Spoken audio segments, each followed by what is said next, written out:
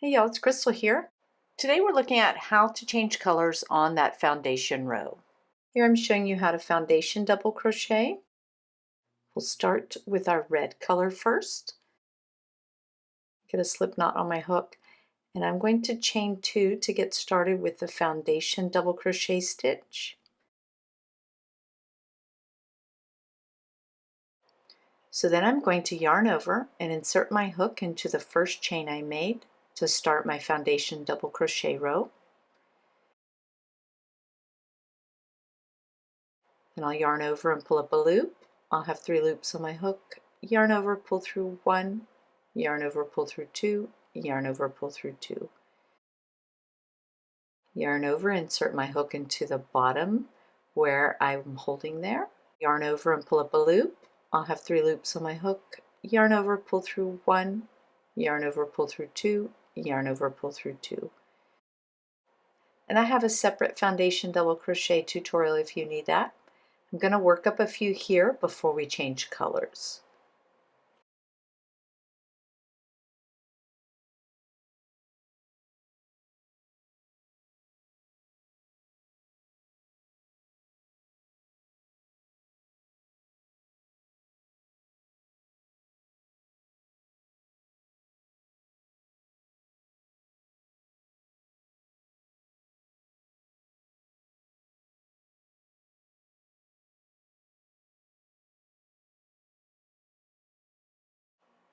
Now I'm on the last stitch before I change colors. So I'm still in the red, yarn over and insert in the bottom there, my chain part. Yarn over, pull up a loop, yarn over, pull through 1, yarn over, pull through 2, and stop. Now I'm going to change colors. I'm going to drop the red color to the back, and I'm going to pick up my new color. For me here, that's green. To join it, I'm just going to yarn over and pull it through. So I'm folding it in half here, leaving a tail, and scooping it on the hook, pulling it through as my last movement of that last stitch. Now I have green ready to go. My red is in the back. I have a tail. So now I'm going to work in the green. You'll have to hold the tail secure for the first couple. I'm making a normal foundation double crochet here, as we have been, and everything is green. When I stop, it'll be a bit loose on the top, so I'm just going to tighten up my tails a little there. You could lightly tie them or something, but likely you're carrying the yarn up, which is why you want to change colors on this foundation row anyway. So just leaving them loose and being aware of that is fine. And then I'll continue working foundation double crochets in green until it's time to change back to colors, and I'll show you one more time. I'll start it as normal.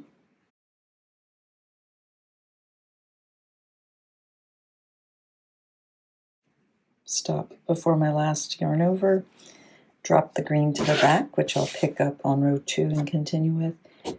Pick up my other end of red here, pull that through, and now I'm ready to finish the last 14 stitches in red.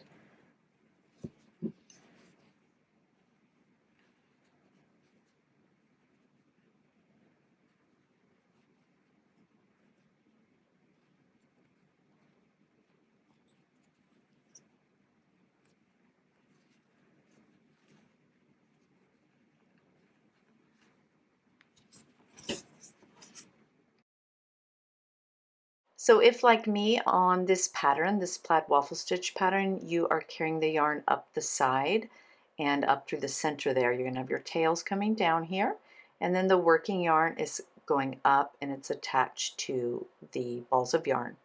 So that working yarn is what you'll pick up when you work back across row 2 and change colors again. And you can see me do that in the waffle stitch, the plaid waffle stitch dishcloth pattern. So I'll link that up for you in the description. I just wanted to show you real quick, since I had it right here, how you drop it to the back the same way, pick up your new color, and then I do like a yarn under instead of over, so it has a shorter pull, shorter float there. And now you're ready to work in your green. Remember your change stitches there will be a little bit loose.